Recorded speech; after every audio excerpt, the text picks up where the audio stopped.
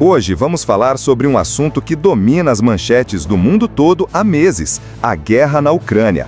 Mas não vamos só repetir a versão americana ou ocidental dos fatos. Não, hoje eu vou te mostrar o outro lado da história.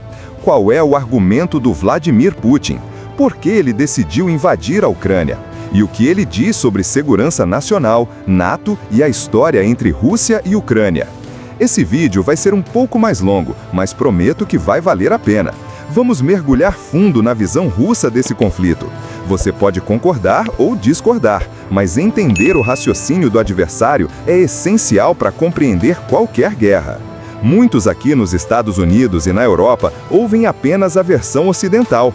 Mas o que a Rússia realmente pensa sobre a Ucrânia? Qual é a lógica por trás da decisão de Putin de invadir? Vamos explorar isso agora. História da relação entre Rússia e Ucrânia. Contexto histórico. A Ucrânia foi parte do Império Russo por séculos e depois fez parte da União Soviética até 1991. Para muitos russos, a Ucrânia não é apenas um país vizinho, é uma nação irmã. Muitos russos falam ucraniano, compartilham cultura, religião e até família. Putin já disse publicamente que considera russo e ucraniano um único povo. Isso pode soar estranho para a gente, mas para ele é quase como ver a Guerra Civil Americana ou algo do tipo. Ucrânia durante a União Soviética. Durante a era soviética, a Ucrânia era uma república importante dentro da URSS. Tinha indústrias pesadas, agricultura rica e até programas nucleares. Quando a União Soviética caiu, muitos russos viram a separação como artificial, feita por políticos e burocratas sem consultar o povo. Crimeia e leste da Ucrânia. Em 2014, quando houve o golpe em Kiev, a Crimeia, que sempre foi majoritariamente russófona, votou em um referendo para voltar à Rússia. Putin viu isso como uma resposta legítima do povo à instabilidade política em Kiev. Já no leste da Ucrânia, regiões como Donetsk e Luhansk declararam independência. Moscou reconheceu essas repúblicas antes da invasão completa em 2022. Então, do ponto de vista russo, a Ucrânia nunca foi um país estrangeiro. Foi sempre visto como parte do corpo maior da civilização eslava ortodoxa.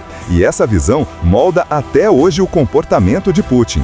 NATO e a questão da segurança nacional. Histórico da OTAN. A OTAN nasceu durante a Guerra Fria como uma aliança militar contra a expansão comunista liderada pela União Soviética. Seus membros eram países da Europa Ocidental e os Estados Unidos. Quando a União Soviética caiu, muitos russos esperavam que a OTAN também se dissolvesse ou, no mínimo, não avançasse mais para o leste. Promessas não escritas. Aqui entra um dos pontos mais polêmicos. Putin afirma que nos anos 1990, os Estados Unidos e seus aliados prometeram informalmente que a OTAN não se expandiria para o leste. Não existe um documento oficial confirmando isso, mas diplomatas americanos e europeus admitiram em entrevistas e documentos desclassificados que essa ideia foi discutida. Para a Rússia, essa expansão é uma ameaça direta à sua segurança. É como se Cuba entrasse numa aliança militar com a China hoje. Os Estados Unidos ficariam loucos. Exemplo histórico: crise dos mísseis em Cuba. 1962. Em 1962, a União Soviética instalou mísseis nucleares em Cuba, a poucas centenas de quilômetros dos Estados Unidos. Os Estados Unidos quase entraram em guerra nuclear por isso. Agora imagine o inverso. Se os Estados Unidos colocassem mísseis nucleares na fronteira da Rússia, em países como Polônia ou Romênia. Para a Rússia, é exatamente isso que está acontecendo com a expansão da OTAN. Expansão recente da OTAN. Desde 1999, a OTAN incorporou 14 novos membros, incluindo antigos territórios soviéticos como Letônia, Lituânia, Estônia e Geórgia. Alguns desses países fazem fronteira diretamente com a Rússia. Putin vê isso como uma provocação constante. Ele acredita que os Estados Unidos usaram a queda da União Soviética para dominar o continente europeu. Então, para o Kremlin, a OTAN não é só uma aliança defensiva, é uma máquina de contenção da Rússia. E a entrada da Ucrânia nela seria a gota d'água. O que Putin realmente quer? Objetivos declarados. Putin afirmou várias vezes que seu objetivo é a desmilitarização e desnazificação da Ucrânia. Parece absurdo para a maioria das pessoas, mas ele usa isso como justificativa moral e legal para a invasão. Ele também menciona proteger a população russófona no leste da Ucrânia, que, segundo ele, vinha sofrendo ataques sistemáticos do governo de Kiev. Demanda formal à OTAN. Antes da invasão, Putin exigiu que a OTAN assinasse um tratado garantindo que a Ucrânia jamais entraria na aliança. Também pediu o fim da presença militar da OTAN em países como Polônia e Romênia. Os Estados Unidos e a OTAN recusaram. Disseram que cada país tem o direito de escolher suas alianças. Mas para a Rússia isso é hipocrisia. Vocês querem liberdade de escolha para alguns povos, mas não para nós? A questão do medo histórico. A Rússia tem uma memória histórica muito forte de invasões. Napoleão invadiu a Rússia em 1812, Hitler em 1941. Em ambos os casos, milhões de russos morreram. A Ucrânia, geograficamente, é o corredor natural de invasão à Rússia.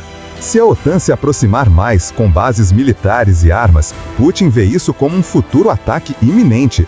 Para ele, a invasão é preventiva. Então, resumindo, Putin acredita que a OTAN está cercando a Rússia, que a Ucrânia é parte integrante da sua esfera de influência e que não tem outra saída a não ser agir antes que seja tarde demais. Reações ocidentais e desmentidos à versão russa. Críticas aos argumentos de Putin. Do lado ocidental, a grande maioria dos governos e especialistas rejeita completamente a narrativa russa. Consideram que são desculpas para uma invasão imperialista. O ex-embaixador americano na Rússia, George Kennan, já alertava nos anos 90 que a expansão da OTAN poderia provocar uma reação violenta da Rússia, mas poucos levaram a sério. Posição dos EU e da UE. Para os EU e seus aliados, a Ucrânia tem o direito soberano de escolher seus parceiros. Eles dizem que a OTAN é uma aliança defensiva, que não representa ameaça alguma à Rússia. Além disso, questionam a legitimidade da invasão sobre o pretexto de proteger minorias. Se todos os países fizerem isso, o mundo vira uma bagunça. Questão da propaganda russa. Putin criou uma narrativa interna onde a Ucrânia é controlada por neonazistas e a Rússia é o libertador. Essa versão é amplamente difundida na mídia estatal russa e aceita por muitos russos. No resto do mundo, essa ideia é vista como absurda. Afinal, o presidente ucraniano é judeu e perdeu familiares no Holocausto. Então, temos dois mundos paralelos. Um onde a Rússia se defende de uma OTAN expansionista, outro onde a Rússia invade um país soberano sem motivo real. Quem está certo? Talvez a verdade esteja no meio. Cenários futuros e possíveis saídas. Cenário atual. Hoje, a guerra entrou num impasse. A Ucrânia resistiu mais do que o esperado, graças ao apoio militar ocidental. Mas a Rússia ainda controla partes significativas do leste e sul do país. Possível escalada nuclear. Putin já mencionou que usaria armas nucleares se a integridade territorial da Rússia fosse ameaçada. Isso assustou o mundo inteiro. Mas usar armas nucleares seria um crime internacional e levaria a retaliações severas. Então, por enquanto, parece mais uma ameaça para intimidar do que uma intenção real. Negociação de paz. A única saída real é a negociação, mas as condições estão distantes. Putin quer reconhecimento da anexação da Crimeia e autonomia para o leste. A Ucrânia quer recuperar todas as terras ocupadas e entrar na OTAN. Enquanto isso, os civis continuam sofrendo e a economia global sente os impactos. A guerra pode durar meses, talvez anos, e a tensão entre Rússia e Ocidente vai continuar alta por muito tempo. Pessoal, esse foi um vídeo longo, mas extremamente necessário. Eu não estou tomando lado, mas mostrei o que a Rússia pensa, por que ela age assim e quais são os argumentos por trás dessa guerra. Entender o inimigo não significa concordar com ele, mas ajuda a evitar surpresas e a compreender o mundo de forma mais complexa.